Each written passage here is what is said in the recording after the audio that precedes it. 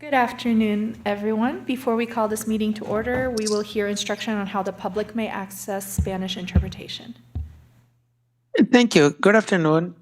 We are offering live interpretation in Spanish during this meeting. If you wish to hear Spanish interpretation, please click the interpretation button at the bottom right of your Zoom screen. You will see a globe icon. If you are joining via the Zoom smartphone app, select your language by clicking More or the three dots in the bottom right corner of your screen. Select Language Interpretation, then choose Spanish and click Done. If you wish to hear only the interpreters and not the original speakers, be sure to click Mute Original Audio. Buenas noches, estamos ofreciendo interpretación en vivo en español durante esta reunión. Si desea escuchar la interpretación en español, haga clic en el botón Interpretation, que significa interpretación. En la parte inferior derecha de la pantalla Zoom verá un icono de globo terráqueo. Si se está uniendo a través de la aplicación Zoom para smartphones, seleccione su idioma haciendo clic en More, que significa más, o en los tres puntos en la esquina inferior derecha de la pantalla. Seleccione Language Interpretation, interpretación del idioma, después elija Spanish y haga clic en Done, que significa listo. Si desea escuchar solo a los intérpretes y no a los oradores originales, asegúrese de hacer clic en Mute Original Audio, que significa silenciar el audio original. Thank you, and back to the council. Thank you. With that, we will call this meeting to order. Please stand for the Pledge of Allegiance.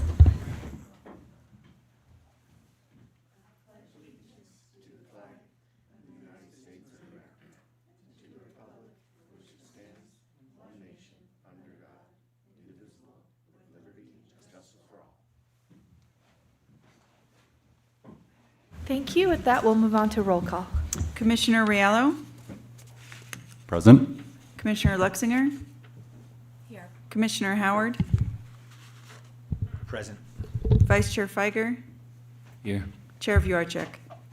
Here. All present. Thank you. We will go ahead and move on to the public communications portion of our agenda. This is the public's opportunity to speak on any item which is not on today's agenda, and comments will be limited to 3 minutes. If anyone would like to speak on anything not on their agenda, please rise. Seeing none, let's open it up to Zoom. We'll open up our Zoom platform for anyone who wants to provide public comment on any topic not on today's agenda. No public comments at this time, Chair. Thank you. With that, we'll close public comment and move on to our consent agenda. Do we have any public comment on this item? Seeing none in the audience, let's open up for Zoom. We'll open up our Zoom for anyone who wants to provide public comment on agenda item 1 on consent. No public comments, Chair. Thank you. Let's bring it back to commission. Do we have any discussion on this agenda item? All right, if anybody would like to make a motion, go for it. Yeah, I'll make a motion. I make a motion to approve the February 22nd, 2024 Planning Commission meeting minutes. I'll second that.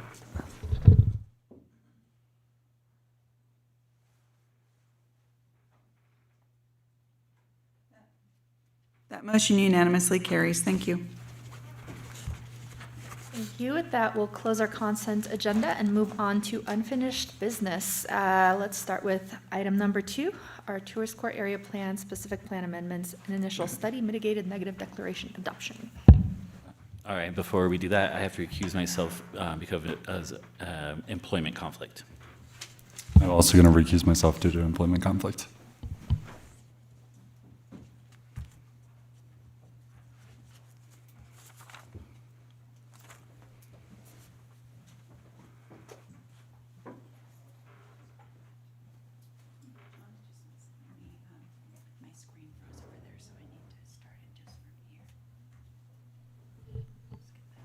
Before we get started with this one, I'd ask that the commissioners that will be hearing this item disclose any ex parte communications you've had with any party related to this project, including the approximate date, the parties involved, and a general description of the substance of the communication.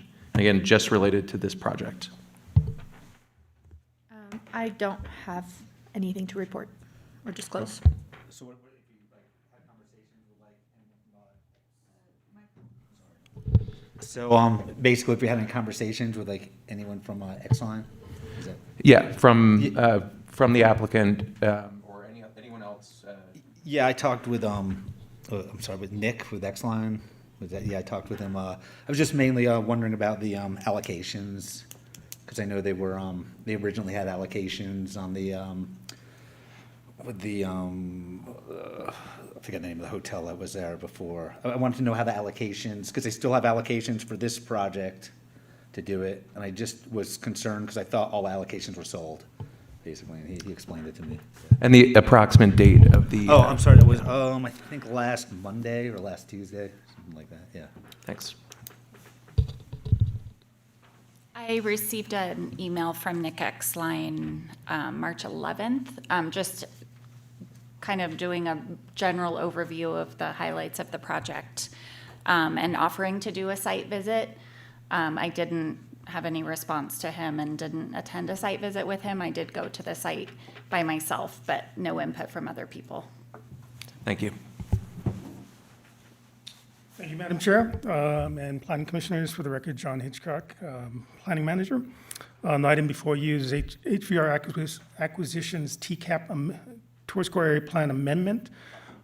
Staff is requesting the Planning Commission take action on this proposed amendment today. This project was previously presented to the Planning Commission on February 22nd, 2024 to receive public comment on the project itself as well as the initial study that was being circulated.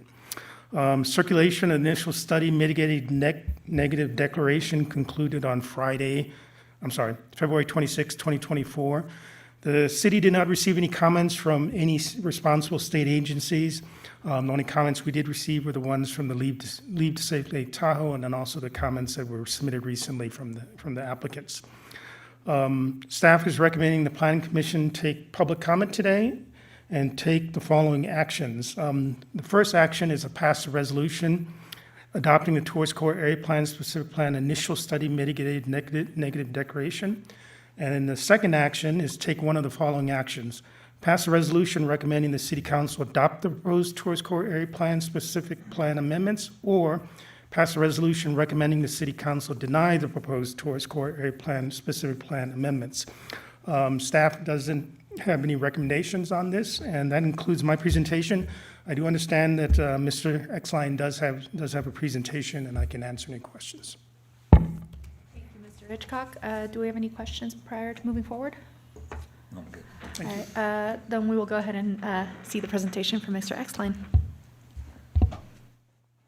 Good afternoon, Planning Commissioners. My name is Nick Exline. It's a pleasure to be with you this afternoon to discuss this project. Julie, it's a pleasure to be, at your first and second meeting, so always a great day. And I'm feeling very lucky today. As I came in here today, I have to report that Nevada Wolfpack were up big on Dayton, and so we're going to keep that through with this presentation, fingers crossed. But really want to move through with this quickly. A lot of this is going to be redundant, what you had seen last month. Included a couple points, and just, in all honesty, just wanted to kind of reiterate a few points that outlined in the email, but just to kind of put those top of mind prior to any discussion. So, the information in front of us, and really just, again, just touch on really the high points. The inclusion of deed-restricted housing. Right now, there's no requirement to actually include deed-restricted housing, so the inclusion of it is a really substantial public good and benefit of the project. The applicant has been more than willing to work with, city staff to increase the density of the project to align with city standards, goals, and priorities in terms of housing. And that was all done at direct cost to the applicant to advance it, to really work with the city and the community to meet those density standards that were set forth. Also really want to talk about, I think this is something really important to me. I really believe in the concept of restoration, sustainability, and these other elements. And so SEZ restoration is going to be a really significant component of this project. The review is already underway at TRPA, and I'll touch on this on each slide, but anytime you can get private capital to fund SEZ, that's a really important and good thing, because public funds and agency funds aren't readily available. So public capital to finance SEZ restoration is a wonderful thing. And also that it doesn't impact species negatively, but rather enhances the existing habitat. Water quality improvements as well. The city's deficient funds for water quality improvements. This is a private capital, again, going into water quality, abutting this in an area of town that is highly visible through the community. You know, as we're talking about money, you know, and not only is this solving challenges through private capital, but it's also going to be contributing up to, you know, approximately $450,000 annually. And then as we look at kind of the overarching goals in terms of planning, what we want to achieve here as a community, we want our communities to be walkable. We want our communities to, you know, people to be able to utilize transit, and to be able to achieve that, you need to exist in density, and you need to site people in a space of density.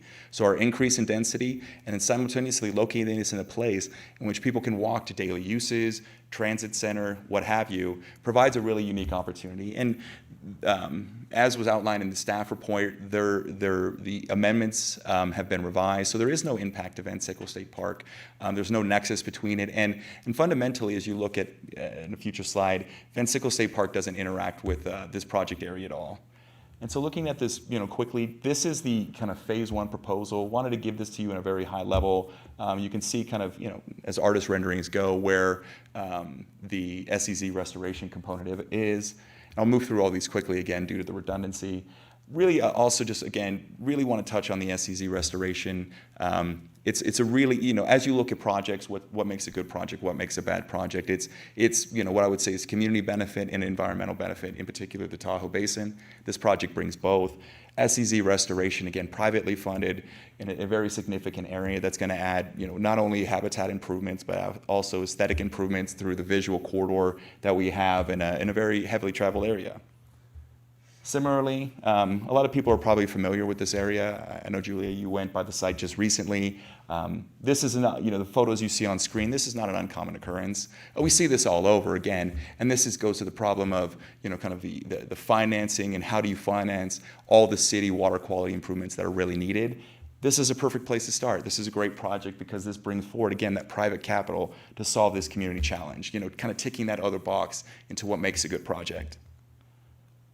I think, you know, scenic is something that we talk about a lot, scenic corridors, scenic viewpoints from the lake. It's something that, you know, through TRPA and city planning that's routinely discussed. Although this isn't a scenic corridor, it is somewhere heavily traveled by both visitors and guests alike. We all know this area. We're all probably familiar with the power station that's visible from Montreal. What you're going to do is create, you know, what's a really amazing kind of a fronting residential development feel that aligns with a lot of, you know, historical planning principles like new urbanism and other things to create a really warm, embracing, you know, kind of visual aesthetic here, and compare it to looking at what amounts to kind of utilities and, you know, generally in other code sections. I'll put it to you this way: if we were going to propose this on a project, we would be required to screen it. And so in some ways, we're doing that through this project, and we're adhering to those goals of screening those things that would be required if we were to put this up ourselves. This, you know, everyone, again, is familiar with this area, but this just touching on, you know, this is the heart of, you know, kind of our tourist core, our kind of urban space, if you will, and where we highlighted a lot of uses, from activities to restaurants and so forth. Many of us, you know, visit these activities on a frequent basis, and so this puts us the location in which people can access these uses by foot, by bike, by transit. As you know, different trends and options take, you know, kind of route. It provides the option to access the site directly or walk to our transit hub and then access anywhere else throughout the South Shore and beyond. Touching on Van Sickle again, this is the trail network that's provided from the website. Again, no interaction with the trails whatsoever, no negative impact to the trail system. Daily users will be kind of unimpacted completely as a result of this proposed project and these amendments.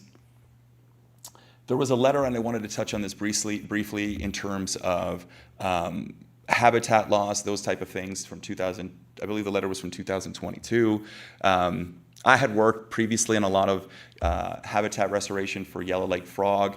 I was curious immediately, knowing kind of where their habitat is and how it exists, and to some of the statements made through that, and then checking back with the initial study that was obviously reviewed by the city and others. And fundamentally, there's no habitat there for endangered species, and there's no impact to endangered species. And I think wanted to make that really clear, because digging through some of those environmental documents are, you know, they're lengthy documents, and wanted to highlight that point in particular to that 2022 comment that this will have no impact on species, and then is this in fact even the habitat for the species that were referenced within that letter. And so, you know, really wanted to close this up quickly again, you know, just bringing it back that this is a good project. This brings forward a lot of the different things we as a community want. This is in alignment with our overarching planning goals, policies, and procedures. We as a community, as we're looking for investment for benefits within our community, we need to incentivize good development projects that bring environmental benefits, that bring community water quality benefits, and start to bring affordable housing that's non-subsidized to our community. With that, I welcome you to any questions, and thank you again so much for your time. Thank you. I don't have any questions. Do you guys? Questions? No, thank you. All right, with that, we will go ahead and open up this item for public comment. Do we have any public comment from anyone in the audience today? Come on up. Be limited to 3 minutes. Okay. Commissioners, again, my name is Michael Wishmeyer, owner-developer. I'm a 25-year local to this neighborhood, and I'm generally excited about this project. This project is going to bring well-needed visual relief to this area. Over the past 5 years, I've collaborated with the city, the TRPA, and our local community to ensure this project aligns with shared goals. TRPA Regional Plan emphasizes reducing vehicle miles traveled and incentivized walkability. The city has the Tourist Core Area Plan, which its primary goal is the revitalization of the tourist core. This concentrated area focuses on redevelopment, achieving better energy use, lowering the carbon footprint, reducing vehicle miles traveled, alleviating vehicle congestion, and minimizing traffic on city streets. This area is 0.6 of an acre. It borders a massive substation. It's inaccessible to the public. It lies directly behind an already approved 18-unit development. This parcel is situated in the tourist core, aligning with the city's desires for density and walkability to key amenities such as the gondola, transit hub, lake, downtown, and casinos. I'm enthusiastic about the positive impact this project will have on our community. There were 2 questions from the last Planning Commission meeting, and I believe necessitate further elaboration. And I'll briefly address these points for clarity.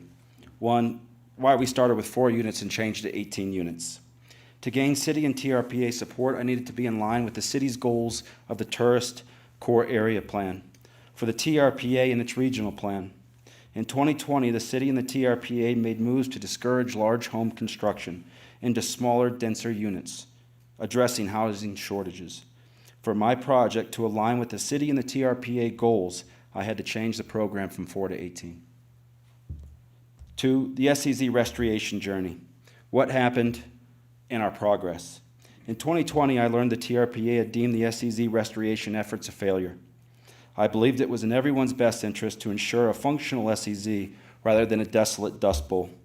Due to disruptions caused by COVID-19 pandemic, it wasn't until 2021 that I could reconnect with the TRPA representatives Paul Nielsen and Bruce Barr on site to assess the situation.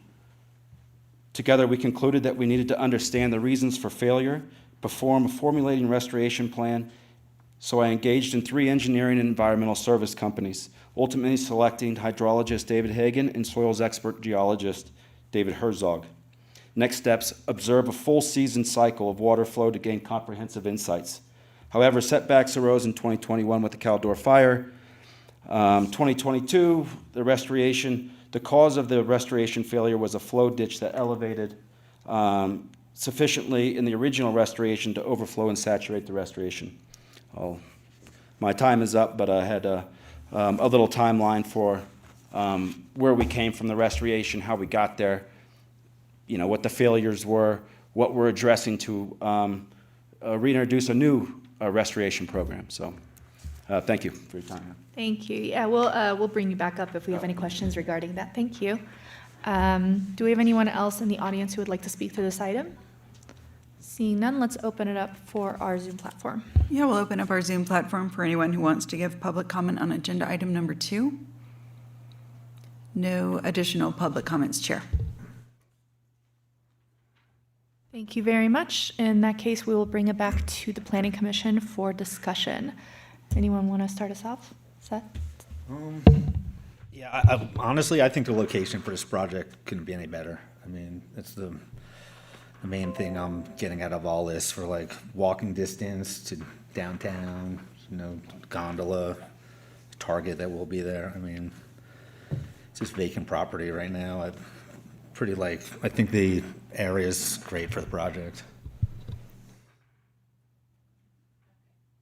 I just wanted to tell the applicant thank you for all of the information you've given us. I'm new on the commission, so I'm absorbing everything, and you guys have really put a lot of work into this for the past several years, it looks like. I would agree with Seth that it's a piece sitting behind the current project, and with all of the studies that you've done, the work with the SCZs, environmental consideration is obviously really important to the league and to the Conservancy. I don't feel like any of that is being ignored or passed by with your project, so I would also tend to agree that it doesn't seem like it would do any harm. It would benefit the project and the continuity of it in that area,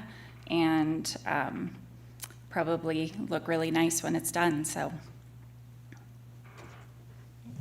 Thanks. I had a couple of small questions. I mean, obviously, last month we heard about this. I think we went very in-depth about the restoration efforts, which was massively appreciated, and I think it really shows good faith by the applicant, which, is nice to know and hear about.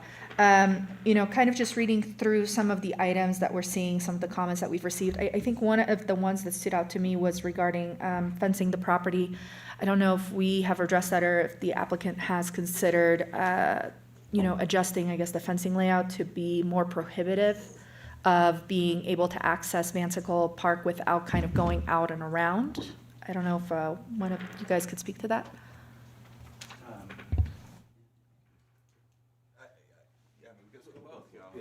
This is, we're going to tag team this today, right? Sure, come on. I mean, obviously, of course, the ultimate decision comes with the applicant, but, in large measure, some of the rear fencing were actually predicated by comments we had received previously from the CTC in terms of exactly what they wanted. And so you get in kind of that mechanism where you're trying to, work with stakeholders and, reach consensus where possible. And that was really one of those decisions. And so, to advance this project, I think we'd be open to all kinds of options into that. And we have already looked forward into this, and what we submitted on our application was a fence. And it was a fence down Montreal.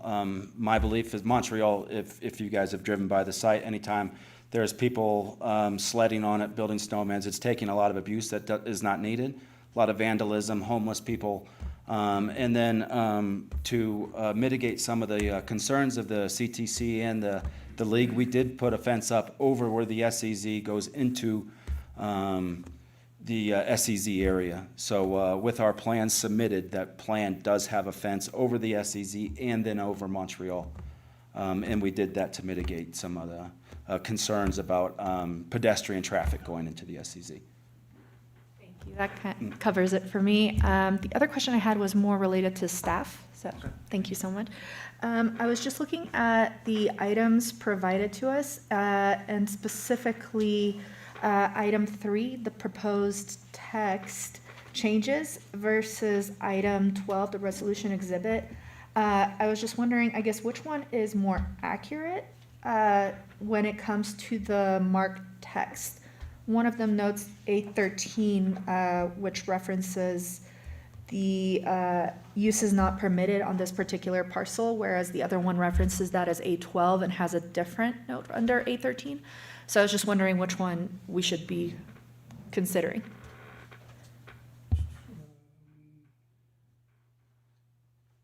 Which page are you looking at? So in the packet, we had A3, the proposed text changes to the PAS, and then we had item 12, resolution exhibit 1, which kind of has the same table. The notes are just slightly different. They essentially state the same thing, but I was wondering if item 12 or item 13 is, item 12 is the more accurate one. It seems to be more updated. Whereas if you look at the item 3, there's another, basically, note 13, which states something different.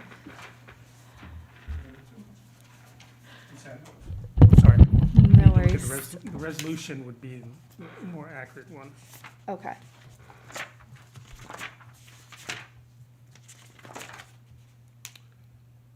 The one that's attached to the resolution. Okay, thank you. I mean, ultimately, I think, this states the same thing. It appears to really address the concern for these potentially becoming short-term vacation rentals with really restricting uses such as like time sharing, hotel, motel, bed and breakfast. It really limits our uses to single family and multifamily, which is the goal of this project. So I did appreciate seeing that. Other than that, I think we did a pretty in-depth conversation on this item last month, thinking that, it would be going to city council. So I'm kind of feeling like we're ready to go ahead and make a motion and go ahead and make our suggestion to city council.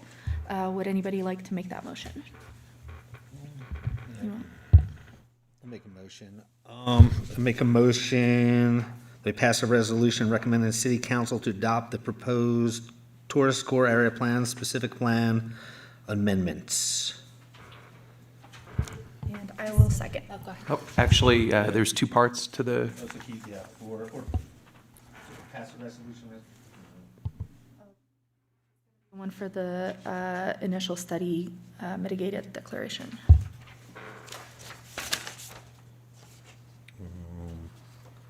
Where am I? Oh, so the one for pass a motion approving the final design?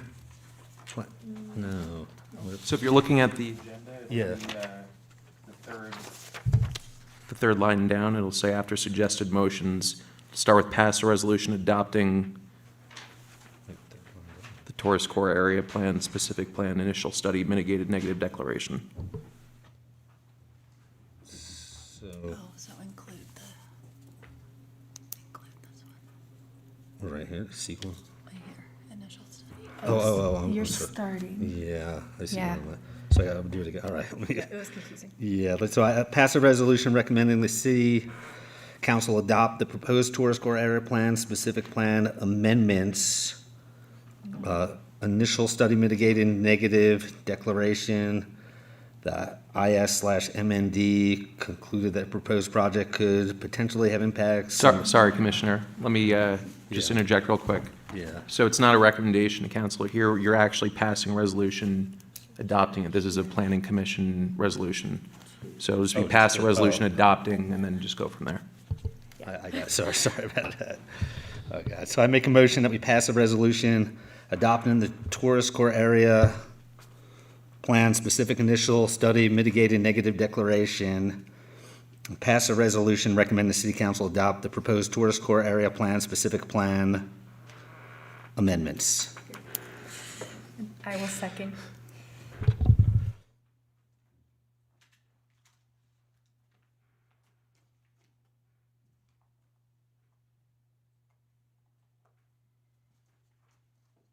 That motion carries. Thank you, everyone. With that, we will go ahead and move on to item 3 and bring in our missing commissioners.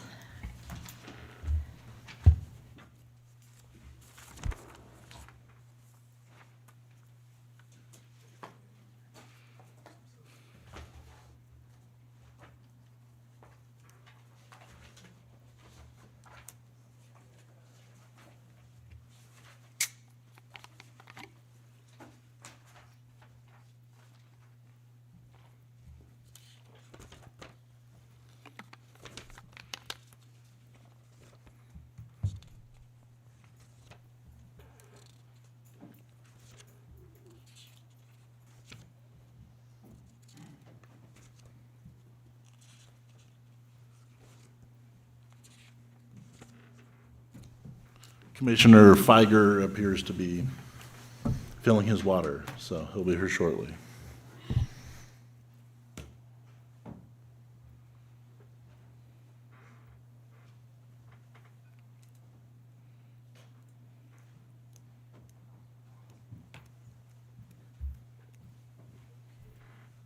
Commissioners, welcome back. And with that, we will go ahead and hear the presentation by Mr. Hitchcock. Thank you, Madam Chair, Planning Commissioners. For the record, John Hitchcock, Planning Manager. The item before you, the Tahoe Valley Stormwater and Greenbelt Improvement Project. Staff's really excited about this one. This project is located in the vicinity of the Y intersection and consists of approximately 320-acre project drainage area. The project will retrofit existing drainage system, install a series of new stormwater collection, conveyance, and infiltration facilities to provide water quality treatment for sediment and nutrient loads. The Greenbelt component of this project is located southeast of the Y intersection, right behind McDonald's, and is designed as a central feature of the area-wide stormwater system and is targeted for development of recreational amenities and enhanced community mobility and connectivity infrastructure. The project will include pedestrian and bicycle improvements that will connect the project area to the regional network with pedestrian pathways and Class 1 shared-use trails with all-weather crossings. Recreation improvements will include open space, view corridors, passive seating areas, and natural play areas. On May 19, 2019, the Planning Commission did consider this project and approve a design review and a special use permit, number 18-087 for the project. It included condition that the design of the public amenities proposed for the plaza and adventure play areas requires final approval from the Planning Commission. The proposed improvements are shown on page 111 in your packet. The plaza and adventure play area is located adjacent to the crossings amphitheater area, and will include adventure play structures, benches, and bicycle parking racks. The city will also construct a meadow overlook to the south of the plaza adventure play area that will include benches and interpretive signage. Other amenities include trash and recycling receptacles, bicycle repair stand, and dogway stations. The proposed amenities are shown on page 112 through page 114 of your packet. The project will also include directional signage consistent with our bike signage program we have throughout the city of South Lake Tahoe. City staff, as I said, is very excited about this project. We can report that it's fully funded and construction will begin this summer. Staff is recommending the Planning Commission pass a resolution approving the final design plans for Phase 2 of the Tahoe Valley Stormwater and Greenbelt Improvement Projects. I also have Brianna Greenlaw and Stan Hill from Public Works Department. Do you have any specific questions about the whole project? And with that, concludes my presentation. I can answer any questions. Thank you, Mr. Hitchcock. I don't have any questions. Do you guys? No? Thank you. Sorry, Never mind. just have one question for you. I was just curious, did you guys consider adding any type of like water refill stations in this area as an amenity? Let me defer that question to Brianna and Stan.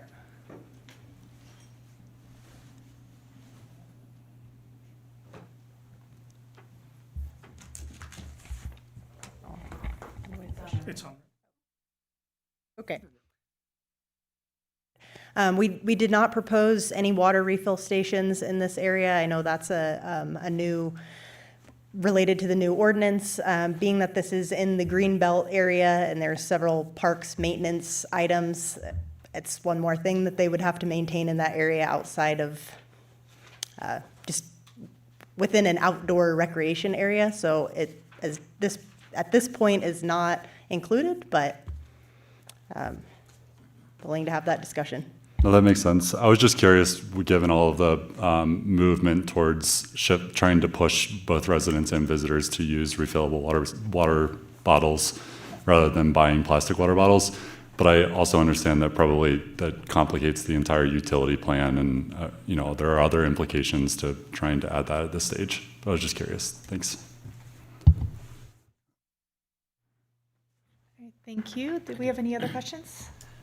I did have one question. I'm not sure who it's best for, but it's about a potential crossing between Phase 1 and Phase 2 of Highway 5089. And I know we've talked about this in the past as this project has kind of come through, but there's a road safety audit that's going to be going to City Council next week, and it could be a really good opportunity to work with Caltrans, and if that's the best place to get a mid-block crossing, there could be good justification for it, considering there will be infrastructure on both sides.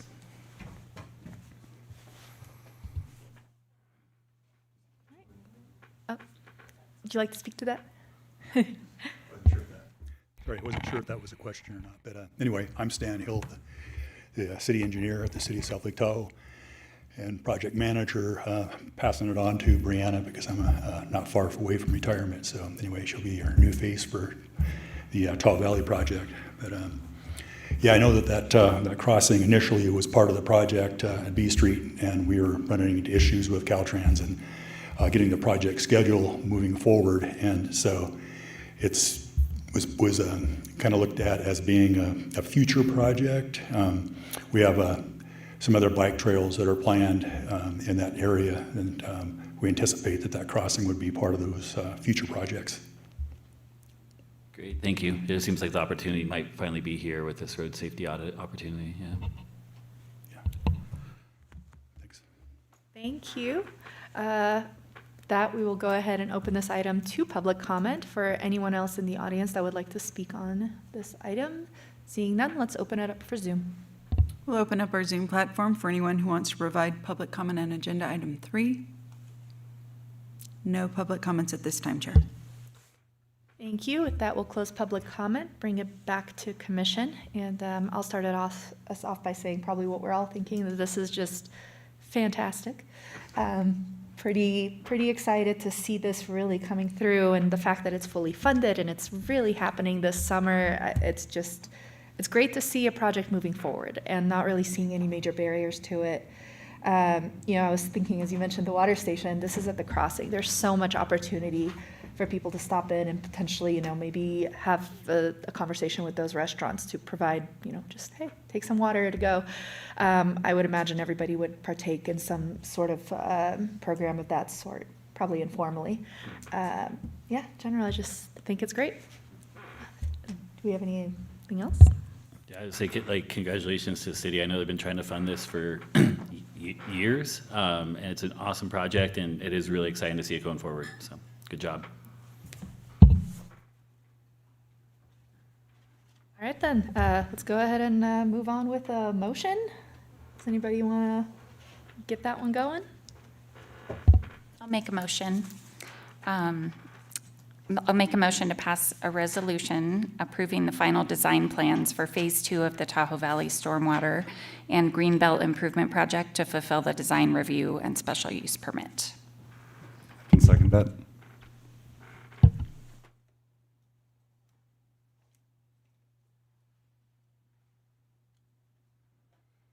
That motion unanimously carries. Thank you.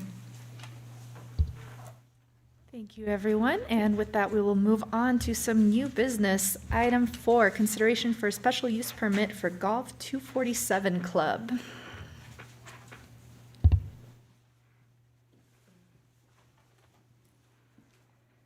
Good afternoon, Madam Chair and Planning Commissioners. My name is Gretchen Skolman, and I'm an assistant planner with the city. On February 20th of this year, Edward Johns applied for a special use permit on behalf of Golf 247 Club. The special use permit is for amusement and recreation for the golf simulation establishment. I will get into further details on the business later in this presentation. The business will be located at 589 Tahoe Keys Boulevard within the Tahoe Keys Village. The project is in the Tahoe Keys Special Area 1 with a land use classification of residential, but it does allow specific commercial uses. The use of amusement and recreation is a permissible use with the approval of a special use permit. The business will be located in an existing commercial building. The tenant space is 4,980 square feet, and it was previously used as an amusement and recreation use. This was previously Sierra Athletic Club, but unfortunately the business ceased operation. The reestablishment of this use is compatible with surrounding commercial uses on the parcel, including healthcare services, professional offices, and general merchandise. And then looking at the bigger picture, other uses located within Tahoe Keys include private beaches, clubhouse, pools, tennis courts, parklands, and public service facilities. Now, to get into more about what Golf 247 Club is, it's an indoor golf simulation facility with over 800 courses available to play. In addition, there's a designated game room for social activities. The business is proposing to operate 24 hours every day of the week. Secure access to the facility will be used through phone authorization. The applicant proposes to provide a member-only indoor golf club experience. The membership at Golf 247 Club is by invitation either through referral from a current club member or directly from the club. There is no design review required for this project as it is already in a commercial building that is existing, just the special use permit. There will be no increase in parking demand due to the reestablishment of the amusement and recreation use. The proposed Golf 247 Club is located within the neighborhood center land use category outlined in the South Lake Tahoe General Plan. This project aligns with many policies within the South Lake Tahoe General Plan, but just to touch on a few of them include Policy ED 1.7, which supports an economically diverse and prosperous year-round community, Policy LU 3.2, which improves conditions to access to a wide range of recreational opportunities, and finally LU 4.4, giving priority to developments on underutilized sites that use existing infrastructure coverage and development rights. This proposed project is categorically exempt from CEQA due to the nature of being an infill project. Overall, the special use of amusement and recreation is compatible with the surrounding uses of the Tahoe Keys, as well as compatible with policies outlined in the general plan. For these reasons, staff recommends the Planning Commission considers to adopt a resolution for a special use permit for amusement and recreation for Golf 247 Club located at 589 Tahoe Keys Boulevard. I'm available to answer any questions, and also Edward Johns, the CEO of Golf 247 Club, is in attendance to answer any questions regarding business operations. Thank you so much. I actually do have a couple of questions for probably the CEO. Okay. Good afternoon. Hi. Edward Johns, hi. Good afternoon. So just real quick, I'm glad you're making use of the building. I'm very familiar with it. Yeah, it's been vacant for a while. Yes. So a couple of little things. This indoor golf simulation seems to be really, really popular. So I was just wondering, how many simulators are you going to be proposing within the space? There will be 3 in there. Okay. And what's your maximum occupancy when you have 3 simulators? Generally, it would be 4 people, 4 people max at a time in each simulator. So total of 12 people. Okay. And that would all be controlled through the phone system. So once you hit that max. Yeah, we currently have an operating club over on Kingsbury Grade, and that's only a 2-bay club. This is a 3-bay club, and the occupancy is typically, it's occupied maybe 10% of the time, 24 hours a day, 7 days a week, and there's never, in that particular club, there's never more than 6 or 8 people at a time, and that's very rare. It's very limited memberships, just to keep it so it's not horribly busy and people can use it all year round. That's what it's made for, is to get people golfing, keep people golfing throughout our winters. As you know, all of our golf courses are closed, so. Yeah, no, I appreciate the 24/7 situation. Food and drinks, I'm assuming you're not proposing any within the building. Is there any way for, I guess, there to be some control over that, or is this kind of like you can bring your own and do what you will? That is correct. It is Okay. bring your own food. We don't provide any type of beverage or food. But members do bring their own food and beverages into the club. Okay, thank you. Those are all my questions. Do you guys have anything? Okay, thank you so much. Thank you. All right, let's go ahead and open this item up for public comment. Seeing none in the audience, let's go to Zoom. We'll open up our Zoom platform for anyone who wants to provide public comment on agenda item 4. No public comments, Chair. Thank you. We'll close public comment, bringing it up back to the Planning Commission. Is there anything we wanted to discuss? Comments, thoughts? All right, overall, kind of like I mentioned, very familiar with the property. I'm glad it's getting some much needed attention, and ready to make a motion. I'll make a motion. See if I get this right. Make a motion. Make a motion to pass a resolution finding the proposed project is categorically exempt from CEQA pursuant to section 15303, class 3, new construction or conversion of small structure, and section 15332, class 32, infill projects. Number 2, find the proposed project would not have an effect on the environment and approve a TRPA finding of no significant effect. And 3, approve the city and TRPA special use permit number 24-019. I'll second. Well done.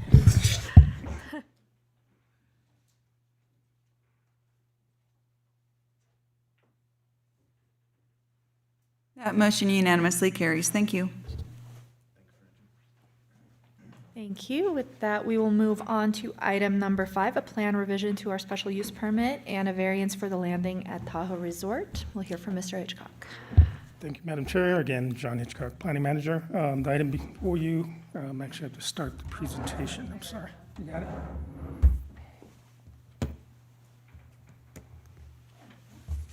Is the landings at Tahoe Resort and Spa Club. This project was previously granted a special use permit and a variance. It was permit number 20-114. It was approved by the Planning Commission on August 18, 2024. It involved the construction of 9 cabins for 14 TAUs, removal of non-conforming parking that's located in the city right-of-way along State Line Avenue, reduction in parking to 96 spaces, reconfigured existing parking lot to accommodate parking on site, new exterior stairs to a rooftop deck, and also required the construction of a new pedestrian sidewalk along State Line Avenue, and then incorporated landscaping and BMPs.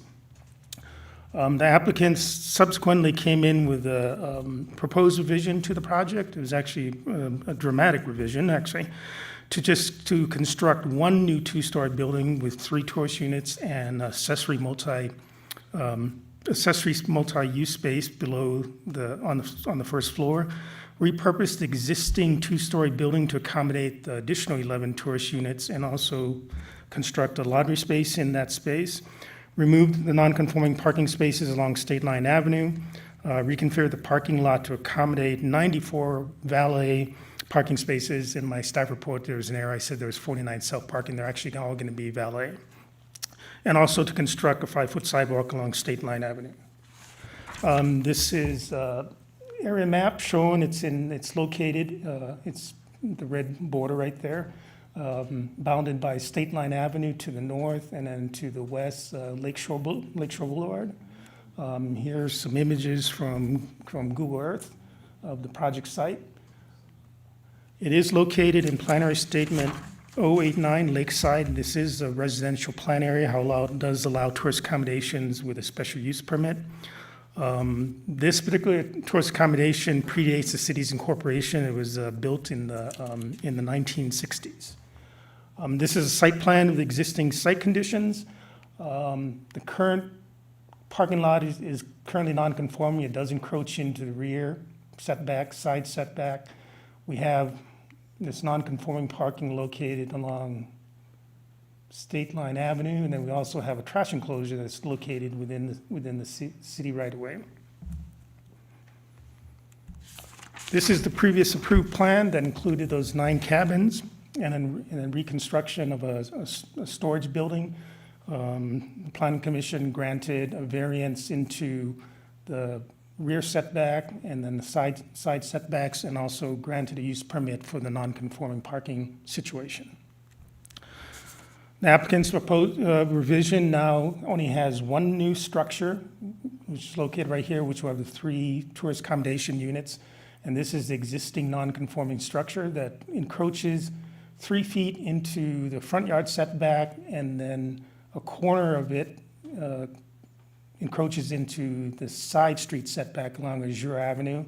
And then they're proposing to reconfigure the parking lot, which would encroach, actually, this is an error, it actually encroaches 7 feet into the rear setback, and then also a couple spaces on the side here that encroaches into the side interior setback.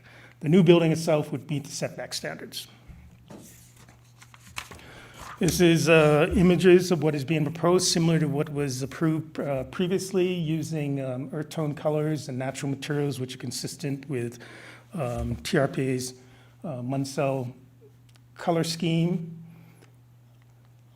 This is the existing building that will be repurposed and turned into tourist accommodation uses. There are proposals to make minor modifications to the structure, primarily related to windows and openings.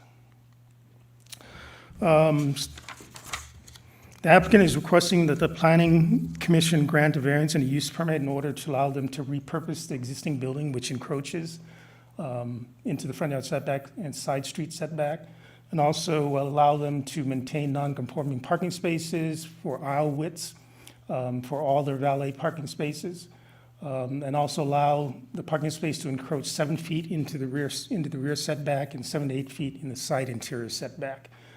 They're also requesting a use permit to allow a reduction in parking to 94 spaces. The city code requires 102 spaces, and then also to grant a use permit to reduce the number of loading spaces from 4 down to 2. Currently, they don't have any loading space sites on site. They actually park on State Line Avenue and unload products.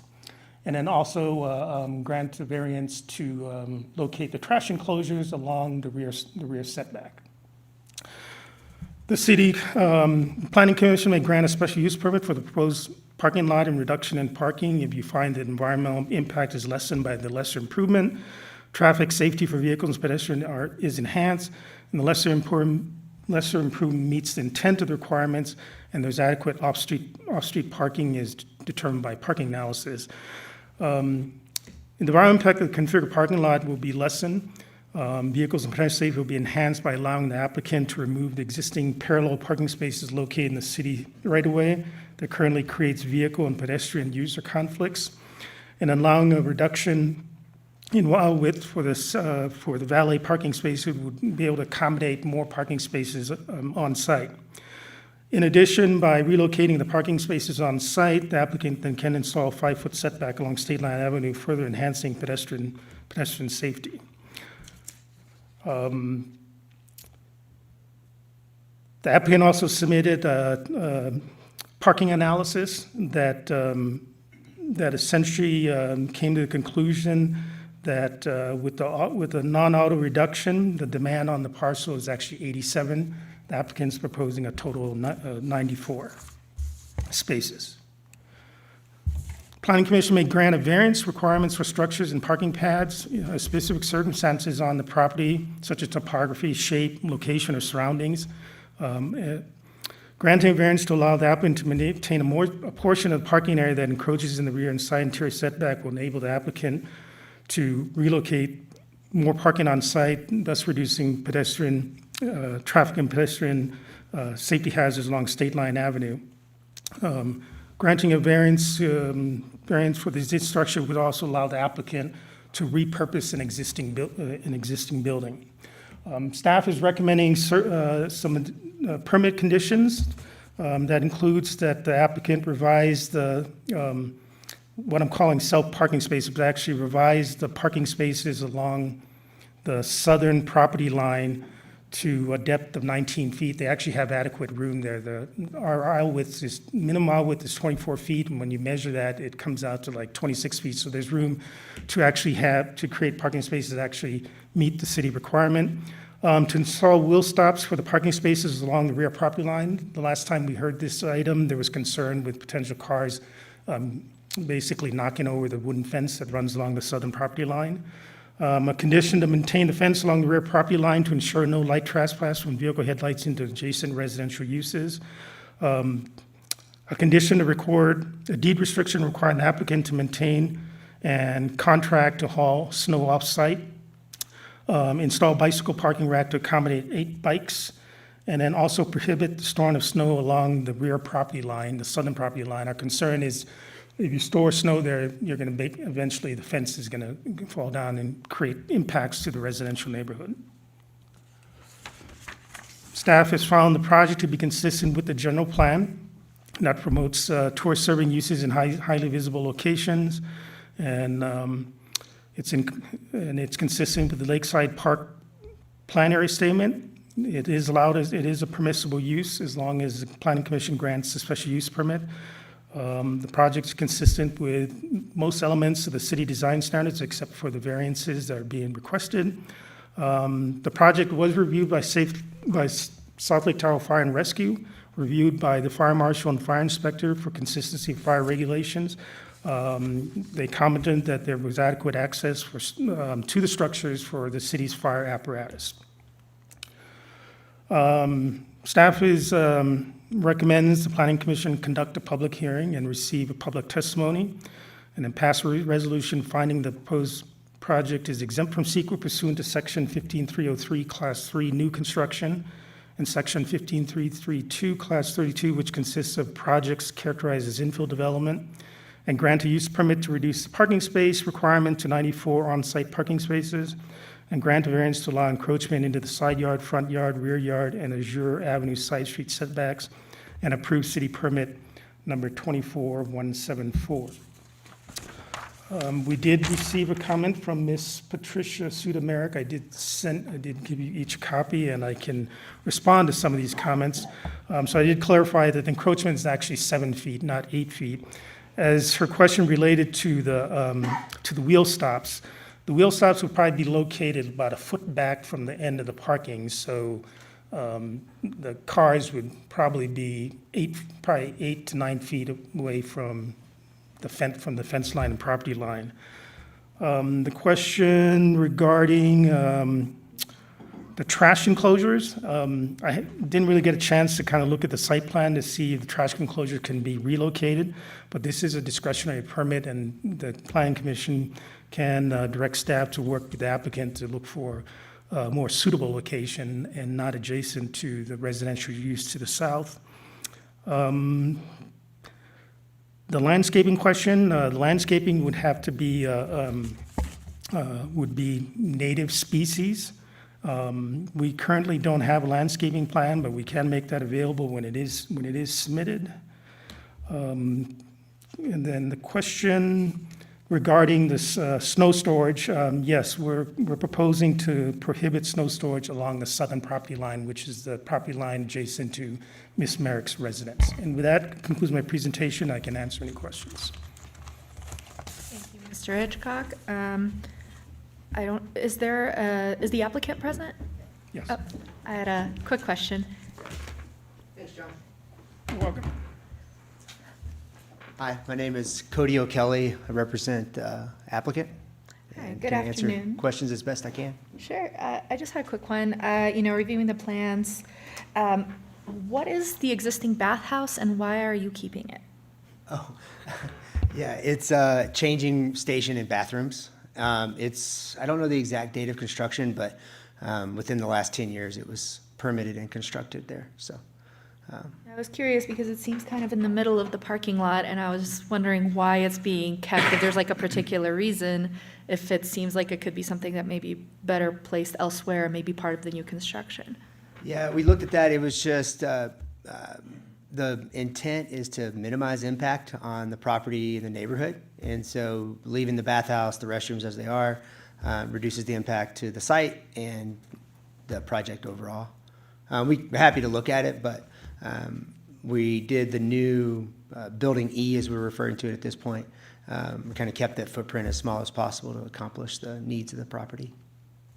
Thank you. That's the only question I had. Did we have any other questions for, go ahead. Regarding the reduction in parking spaces, I noticed in the parking study that any employee parking is going to be completely off-site with the proposal. And I noticed that there's a lot of employee parking with signage currently along the exterior part of the building, which were mostly occupied when I drove by. I was just curious if you have some kind of agreement for your employees to park elsewhere, or what do they do? Where do they park if no employees are allowed to park at the property? Yeah, and I can answer from what we've learned so far. I do know that they do not regulate those parking spots very well, so a lot of times it's public just using those parking spots. I think if you drive around the neighborhood, you see the frequent use of no parking signs in people's yards, so you get everyone's looking for parking. And to answer your other question, the GM and I have been working on securing off-site parking for the staff, but I don't think anything's formalized until we get to the next step in the plan. But I'm definitely happy to continue to explore that and can document it. Kind of to piggyback on that, but have you guys considered offering like transportations for your employees specifically? Yeah, there is employee transportation too. I don't know the details of that, but we could definitely follow back with John. But that's already active right now, so. Okay, fantastic. And then one last thing, you have 8 bike storage spaces. Are those enclosed or are they just kind of bike racks? These were just envisioned as bike racks right now, and we actually already use those inside of the Portico Share currently. The property has a bike share program, so if you're a guest, you can just borrow a bike. But so right now, it's just envisioned as a rack. Yeah. I was just thinking, like, if possible, maybe add more, because especially Yeah. if you're going to be encouraging people, like you said, to rent bikes, take them out, maybe employees riding bikes in the summer. Yeah. That's an area that's easy to bike. It's nice For and sure, flat. yeah, it's really pedestrian and bike friendly. So yeah, I think that's no problem. We can definitely look at adding more bike racks. That's it probably just by the nature of participation that would happen organically. Thank you. Do we have any other questions prior to opening it up? Yeah, is there any possibility to move the trash enclosure somewhere Yeah, else? we hadn't had a chance to review any of the public comment yet, but absolutely, yeah. We just need to look at the site plan and where it makes the most sense. That was just a start. Like great. John referred to, similar like the landscaping, just get something down to get to the next step, and then we'll start formalizing it as we move forward through the process. Okay, thank you. I just have one, excuse me, I just have one comment pertaining to the landscaping. I know you guys are still actively working on developing a formal landscaping plan. I did notice on the plan set that there were areas that were, I think they were labeled as lawn. I would just encourage you to move towards the xeriscaping type of landscaping rather than any type of turf or grass. Obviously in this type of climate, xeriscaping is definitely just preferred in the area than over any type of grass or sod or anything like that. Absolutely, yeah, I think definitely take that into consideration, and just from a maintenance and cost upkeep standpoint, yeah, I can speak, this property owner too has other properties where they've embraced use of AstroTurf and xeriscaping, and that's the intent too for, with the new sidewalk and location plan, we have to redo a lot of the landscaping, and that's gonna be a mix of grasses and gravel, so very consistent to the xeriscape design aesthetic. Yeah, so I think that's, consistent with our plan, but yeah, noted for sure. Cool. Thank you so much. Yeah, and I'd just like to take a moment just to kind of reiterate that the plan was very simplified, very specifically to reduce impact to the neighborhood, reduce impact, lower cost for sure, but still accomplish the increase in guest suites and hotel rooms. We are also repurposing a building instead of tearing it down and sending it to the landfill. And meeting with the fire department and meeting with our structural engineers, we determined that that was feasible. And so just really take that into consideration as you move forward this to motion, to a vote. Thank you. Thank you very much. That we will go ahead and open up this item for public comment. If we have anyone in the audience, come on up.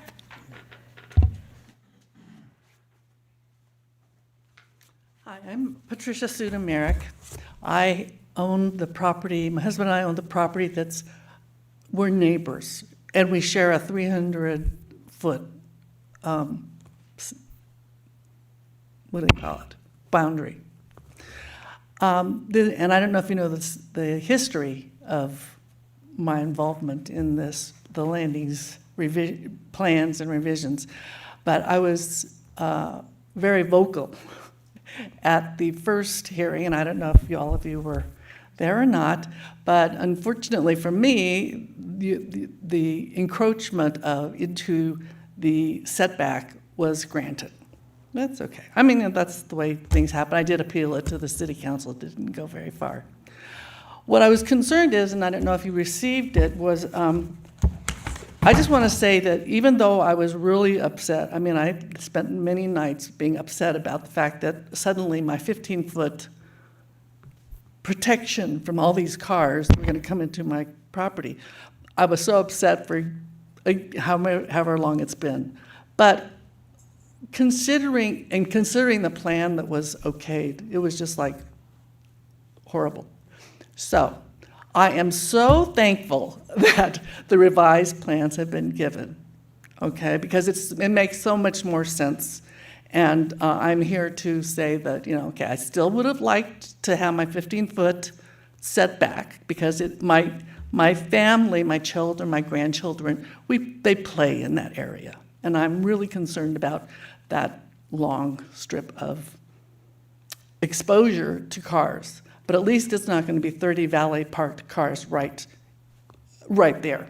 So that's my position. What my main concern right now is that I just wanted to make sure that the resolution, when it refers to my property, says it, because it's very confusing. Some parts of the resolution and the conditional approval were saying 7 feet, 8 feet, side yard, rear yard. And I didn't know if that applied to me or not. And also part of the protection issue as far as the landscaping goes, at the prior hearings, they said, well, the trees are going to be there to protect, cars from going over. But the plans did say that they were going to tear down at least 8 trees, 7 to 8 trees. So that's why I'm interested in what's happening with that, our common side yard. And aside from that, as long as it's pretty clear that, no snow's going to be pushed against my fence, then the wheel stops are going to stop the bumpers, the 8 feet, on my yard. I'm fine with it. Okay? Thank you so much for coming by. Thank you for coming by again. Okay. Do we have?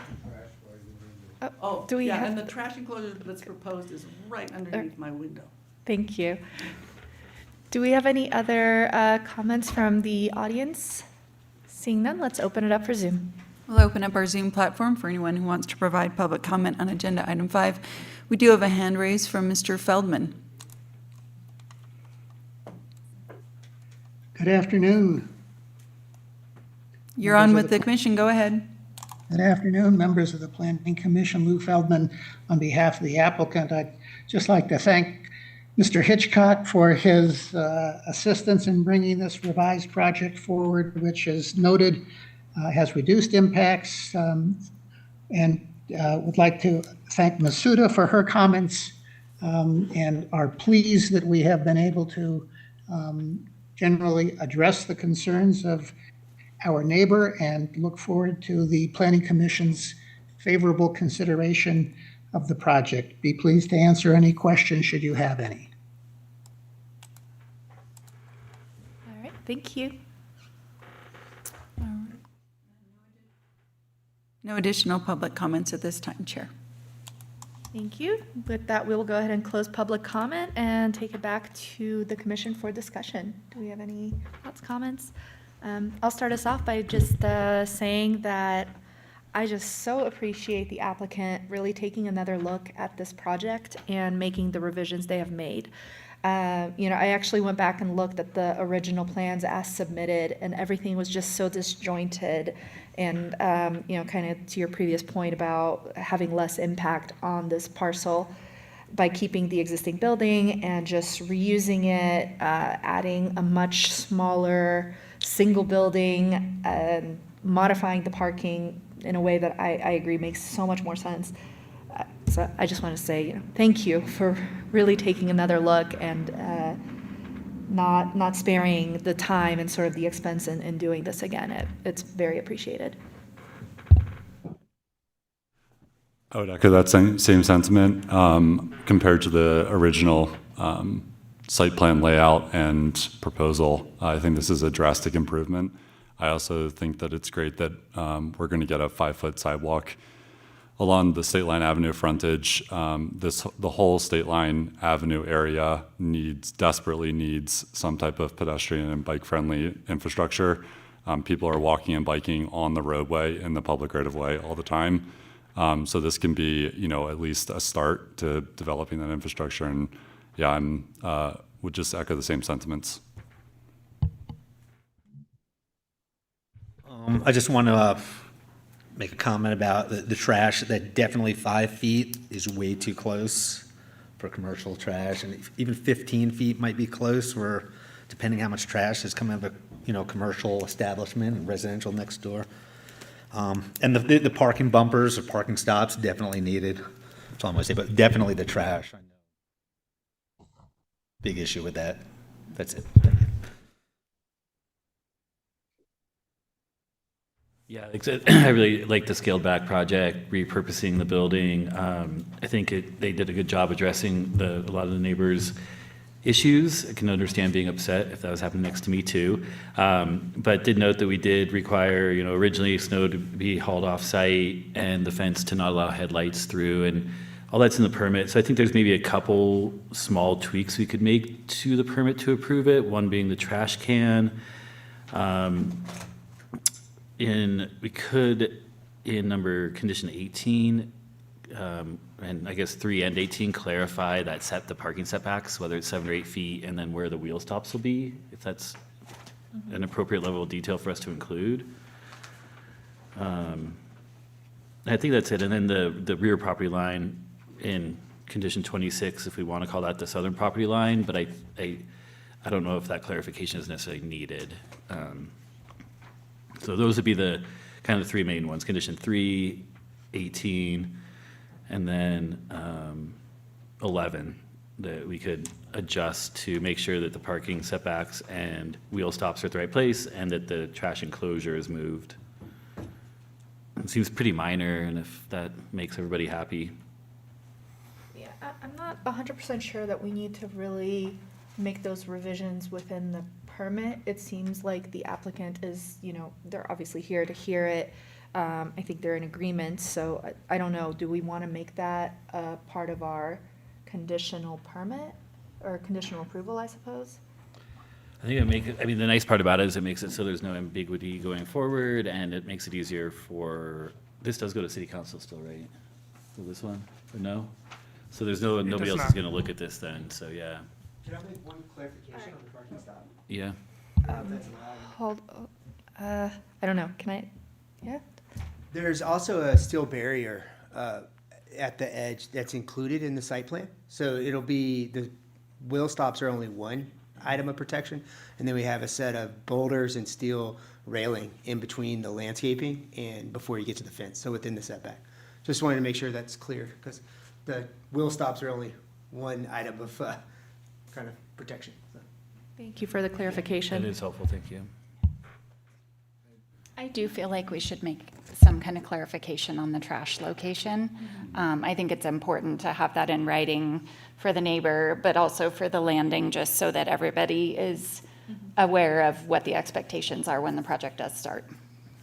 Okay. In that case, I guess we'll just add it to our actions. Gavin, do you want to take a stab at the? Yeah, let me pull it up real quick.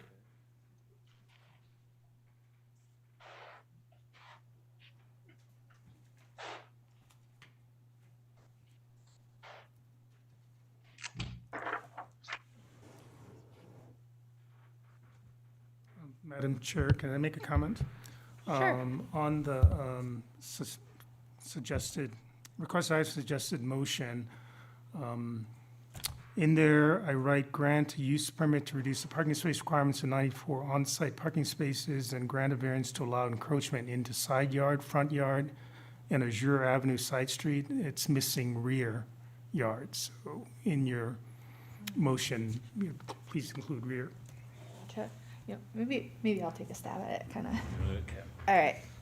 I'm going to go ahead and make a motion to pass a resolution finding the proposed project is 1, exempt from CEQA pursuant to Section 15303, Class 3 new construction, and Section 15332, Class 32, which consists of projects characterized as infill development.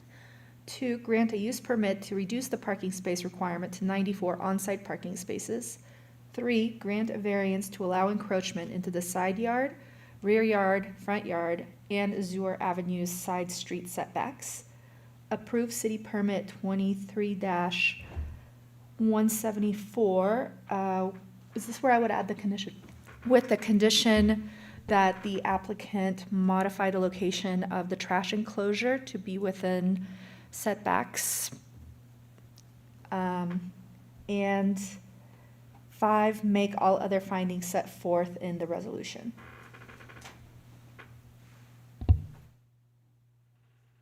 Great job. I'll second that.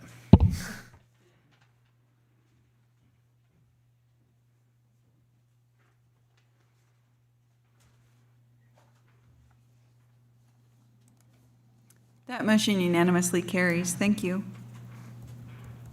Thank you, everyone. That concludes our agenda items. We will go ahead and move on to our updates and announcements from city staff, if we have any.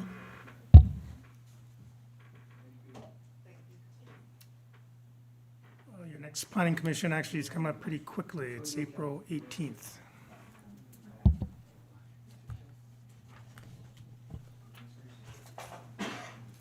I have no updates. No updates. Okay, then, let's go ahead and see if the planning commission has any updates, comments, thoughts, feelings. No? All right. We're adjourned.